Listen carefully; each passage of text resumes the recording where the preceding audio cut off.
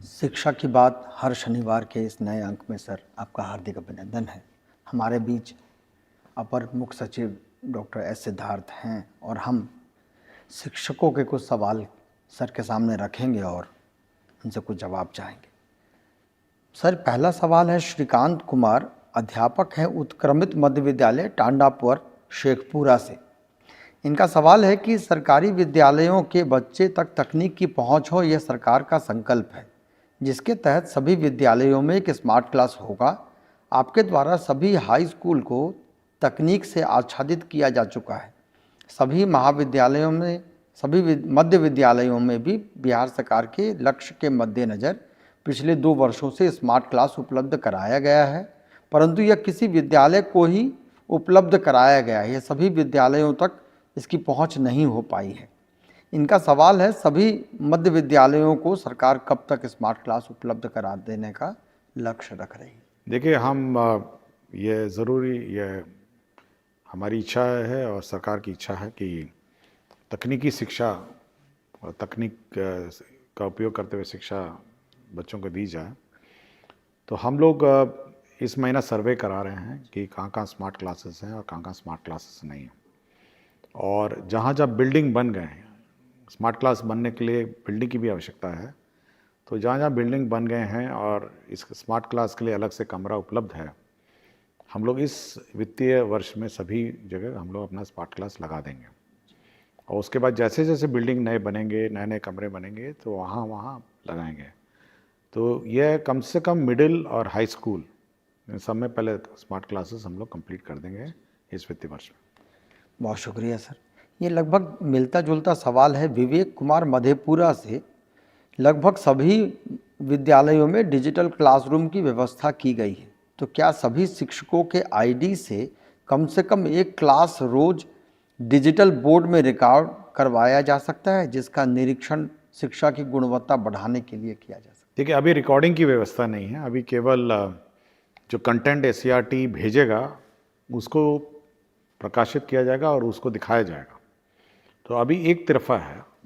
तो भविष्य में जब इंटरनेट की सुविधा हो जाएगी या कोई रिकॉर्डिंग की आवश्यकता होगी, ये भविष्य में देखेंगे। लेकिन अभी तो केवल जो क्लास मटेरियल और टीचिंग मटेरियल एससीईआरटी तैयार करेगी या अन्य माध्यम से जो टीचिंग मटेरियल मिलेंगे उसको प्रकाशित करने का हम लोग का लक्ष्य है। इसमें सर एक सवाल है ऋतुराज हाजीपुर वैशाली से। ये पूछ रहे हैं कि राज्य के सभी उच्च उत्क्रमित माध्यमिक विद्यालयों में अनिवार्य रूप से भारत स्काउट एवं गाइड का वर्ग साप्ताहिक संचालन किया जाए। देखिए, ऑप्शनल एक्टिविटी है, एनसीसी है, भारत स्काउट्स एंड गाइड्स है और एनएसएस है। ये तीनों हैं जिसका जो ऑप्शनल एक्टिविटी हैं। और यदि कोई विद्यालय के प्रधानाध्यापक चाहेंगे तो हम लोग एनरोलमेंट करेंगे। बट हम लोग का ये है कि कम से कम जो शनिवार का दिन है वो इसके लिए आरक्षित है। जो भारत स्काउट्स एंड गाइड्स हैं या फिर आपके एनसीसी हैं और एनएसएस के लिए, तो एक दिन सप्ताह में हम लोगों ने रखा है।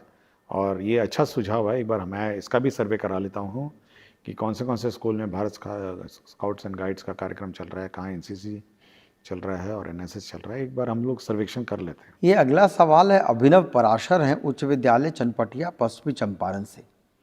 ये पूछ रहे हैं कि आधुनिक युग में स्वास्थ्य एवं शारीरिक शिक्षा विषय महत्वपूर्ण होता जा रहा है, लेकिन बिहार के माध्यमिक शिक्षा 10+2 के पाठ्यक्रम में शारीरिक शिक्षा को अभी तक स्थान नहीं मिला है। इस विषय में लगभग सभी विषयों का समावेश होता है, लेकिन पाठ्यक्रम में गणित, अंग्रेजी, हिंदी, सामाजिक विज्ञान आदि विषयों जैसा खेल को भी एक विषय के रूप में मान्यता देकर शामिल नहीं किया गया है। यदि शिक्षा खेल के माध्यम से युवाओं को रोजगार मुख बनाने में अत्यधिक सहायक है, तो क्या शारीरिक शिक्षा को वर्ग 9, 10, 11, 12 में मुख्य विषय के रूप में शामिल करने का विचार शिक्षा विभाग रखता है या? देखिए, हम लोगों ने ये मामला तो एग्ज़ामिनेशन बोर्ड का है, मेरा स्कूल एग्ज़ामिनेशन बोर्ड है, और हम लोगों ने खेल यूनिवर्सिटी भी बना ली है जिसके वाइस चांसलर की नियुक्ति होगी। हम लोग एक बार विमर्श करेंगे कि इसको अलग सब्जेक्ट बनाया जाए, कैसे बनाया जाए। तो एक खेल यूनिवर्सिटी का हम लोग सुझाव लेंगे एग्ज़ामिनेशन बोर्ड का। तो हम लोग इस पर चर्चा करते हैं। ये अच्छा सुझाव है और सुझाव देने के लिए धन्यवाद। तो हम लोग इसको पॉजिटिवली लेंगे और स्पोर्ट्स को भी एक सब्जेक्ट के रूप में स्कूलों में इंट्रोड्यूस करने की कोशिश करेंगे, इलेक्टिव्स में। Thank you sir. एक बच्चे ने भी सवाल पूछा है सर, सुशांत शेखर हैं, ये आर्यन कॉलेज पंडौल से पूछ रहे हैं कि ये 12वीं कक्षा के हैं, बच्चा है ये, और as of now we have not received any official syllabus published by Bihar board for our respective subjects. This absence of standardized syllabus is creating uncertainty among students and teachers, making it difficult to plan our studies effectively. With board exams approaching, a clear and official syllabus would provide guidance and help us focus on the necessary areas of preparation. In the light of above, I kindly request that Department of Education and Bihar Board take the necessary steps to officially release the syllabus for class 12 at the earliest. देखिए, मेरी बात हुई थी chairman examination board से, और मैंने कहा कि हर साल ये कोर्स और सब्जेक्ट क्यों नहीं रिलीज़ होता है। उनका ये कहना है कि ये बीच में जब कोरोना हुआ था तो कुछ सब्जेक्ट्स हटाए गए थे और कुछ टॉपिक्स हटाए गए थे और सिलेबस को छोटा किया गया था। उस समय सीबीएसई ने भी सिलेबस रिलीज़ किया और बिहार बोर्ड ने भी सिलेबस रिलीज़ किया। लेकिन उनका ये कहना है, चेयरमैन एग्जामिनेशन बोर्ड का, कि जो किताब हम लोग प्रेस्क्राइब करते हैं वो पूरा किताब कोर्स का पार्ट है और वही सिलेबस भी है।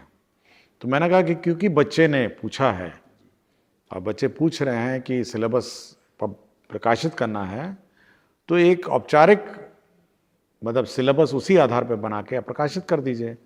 किंतु मैं इस स्टूडेंट, क्या नाम है पता है, सुशांत शेखर, मैं इनको बताना चाहता हूं कि आपको जो किताब मिली है, जो सरकार ने किताब प्रिस्क्राइब की है, वो पूरी की पूरी किताब आपका सिलेबस में है। इसलिए आप निश्चित होकर उस किताब का अध्ययन करें और वही सिलेबस है। सिलेबस उसके अलग और कोई भिन्न नहीं है, लेकिन क्योंकि आपने मांगा है तो हम लोग एक औपचारिक सिलेबस रिलीज़ करा देंगे। थैंक यू सर, ये काफ़ी हेल्पफुल भी होगा उनके लिए।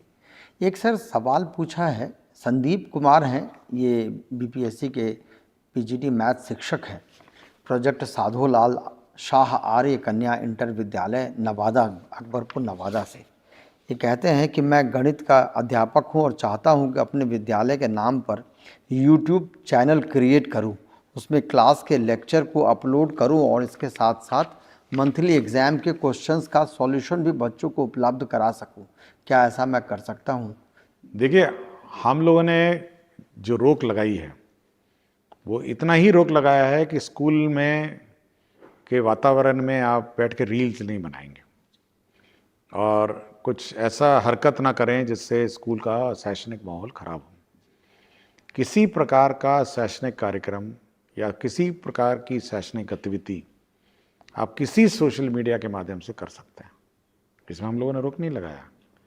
अगर आप चाहते हैं कि YouTube को डाउनलोड करके बच्चों को दिखाना है, YouTube दिखाना है, और किसी भी आपकी बहुत सारे वेबसाइट्स से बच्चों को पढ़ाना है, या अपनी जो स्कूलिंग सब्जेक्ट्स है उसको आपको वेबसाइट में डाल के बच्चों को अध्ययन में मदद कराना है, इसमें किसी प्रकार की रोक नहीं है।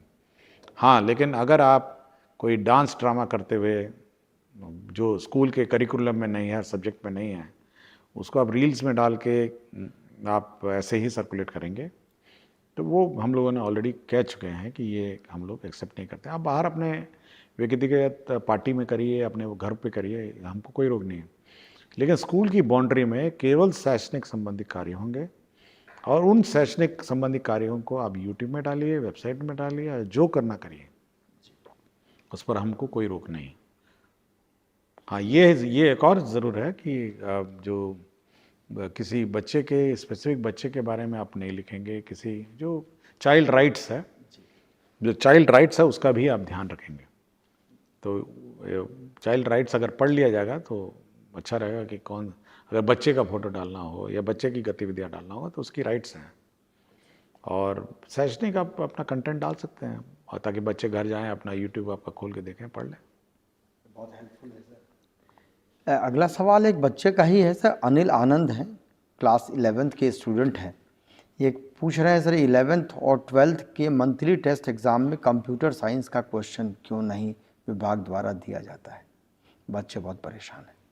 देखिए ये हम लोग शुरू करेंगे 11th एंड 12th का कंप्यूटर का क्वेश्चंस, और मैं आपका सुझाव स्वीकार करता हूँ। लेकिन यही है कि जो कंप्यूटर का जो क्वेश्चन होगा वो ऑनलाइन ही आएगा, मतलब फिजिकल मोड में नहीं आएगा, इसलिए क्योंकि आपने कंप्यूटर का मांगा है क्वेश्चन पेपर, तो क्वेश्चन पेपर ऑनलाइन आएगा। एक सवाल है, रंजन कुमार है, प्रधानाध्यापक राज्यकृत मध्य विद्यालय बीहट बरौनी बेगूसराय से। ये क्या पूछ रहे हैं कि विद्यालय स्तर पर विद्यार्थियों और शिक्षकों द्वारा दिए गए व्यवस्था नियम के प्रतिकूल आचरण व आज्ञा उल्लंघन के मामले में प्रक्रियात्मक अनुशासनात्मक कार्रवाई के लिए प्रधानाध्यापक को प्रशासनिक रूप से कोई निर्णायक शक्ति क्यों नहीं दी गई? देखिए सारी शक्तियाँ जो है, देखिए जो प्रधान अध्यापक है, हम लोगों ने हाल ही में इतने सारे प्रधानाध्यापक अपॉइंट कर दिए हैं। अब हाई स्कूल में भी नए प्रधानाध्यापक हो गए और कुछ प्रमोट होकर मिडिल स्कूल में प्रधानाध्यापक होंगे। हम लोग का सोचना है कि ये एक कड़ी है, मतलब he is the head of the school administration, और स्कूल की गतिविधियों को संचालित करना, गाइड करना, और डीओ कार्यालय या डीपीएम जो भी हमारे शिक्षा पदाधिकारियों के साथ समन्वय स्थापित करने का काम उसी का है। और स्कूल में टाइम से क्लास चल रहे हैं, टाइम से पढ़ाई हो रही है, और जो सरकार द्वारा निर्देश दिया गया है उनको टीचरों को पहुंचाना है। यदि कोई शिक्षक या स्टूडेंट इस सभी नियमों का उल्लंघन करता है तो ये पूरी शक्तियां आपके हेडमास्टर पर निहित हैं। हेडमास्टर अगर डिपार्टमेंट पोस्टिंग कराना चाहते हैं तो रिपोर्ट करेंगे, अगर किसी स्टूडेंट पे कार्रवाई करना है तो वो कर सकते हैं। तो ऐसा कोई रोक नहीं है। लेकिन मेरी जानकारी में आज तक किसी हेडमास्टर ने ये कंप्लेंट आज तक मुझे ये नहीं किया कि फलाना जो टीचर हैं वो पढ़ाते नहीं हैं या फलाना टीचर जो है लापरवाही बरतते हैं। केवल मुझे जो कंप्लेंट्स आते हैं, मैं बहुत सीरियसली लेता हूँ हेडमास्टर का, और बहुत बार तो मैंने हेडमास्टर के कंप्लेंट्स पर 24 घंटे में टीमें भेज के जांच करवाई। लेकिन वही जांच में ये पता चलता है कि 2 गुट बन गए हैं स्कूल में और 2 गुट लड़ रहा है। तो कभी ये नहीं आया मुझे कि हेडमास्टर जो है ने कंप्लेंट किया है कि शैक्षणिक व्यवस्था, शैक्षणिक माहौल स्थापित करने के लिए किसी ने कंप्लेंट किया। और मैं ये इनवाइट करता हूँ, अगर कोई हेडमास्टर लिखे कि मेरे स्कूल में ये फलाना टीचर जो हैं, मैंने इनको कोर्स पढ़ाने को कहा और मैंने फलाना करने को कहा है, ये नहीं करने को तैयार है, उसके बाद देखिए मैं कार्रवाई कर ही दूंगा। लेकिन हेडमास्टर से उम्मीद करता हूं कि वो निष्पक्ष रूप से लिखें, किसी द्वेष और ईर्ष्या की भावना से न लिखें, और शैक्षणिक माहौल को अच्छा करने के उद्देश्य से लिखें। Thank you sir. ये सवाल है, सुमंत वर्मा है, प्रधानाध्यापक है एमएस मानगंज और उत्क्रमित हाई स्कूल मानगंज पश्चिम से। इनका पूछना है कि विद्यालय के समय में बहुत सारे शिक्षक कोचिंग चलाते हैं, जिसके कारण बहुत सारे मेधावी बच्चे विद्यालय नहीं आ पाते हैं तथा बच्चों की उपस्थिति पर प्रतिकूल प्रभाव पड़ रहा है। कृपया इस संबंध में विभाग क्या सोच रहा है बताना चाहिए। देखिए मैं बहुत सारा स्कूल गया और विभाग का बहुत ही स्पष्ट निर्णय है कि सरकारी टीचर्स कोचिंग नहीं चलाएंगे या कोचिंग में नहीं पढ़ाएंगे, ये बहुत ही क्लियर है। और इस संबंध में हम लोग निर्देश भी क्लैरिफाई के लिए हम लोग निर्देश भी निर्गत कर देंगे कि कोई भी सरकारी टीचर कोचिंग संस्थान में नहीं पढ़ाएगा। और दूसरा ये है कि कोई भी बच्चा जो सरकारी स्कूल में नामांकित है, स्कूल की अवधि में मतलब टीचिंग पीरियड में वो कोचिंग नहीं है। कोई स्कूल के बाद अपना जाइए, अपना पढ़ाइए, अपना जो करना करिए, हमको नहीं है। मैं तो बहुत सारे देखता हूँ कि सुबह बच्चे जाते हैं कोचिंग, फिर आते हैं स्कूल, या दिन में जाते हैं स्कूल जाते हैं और शाम को कोचिंग जाएंगे।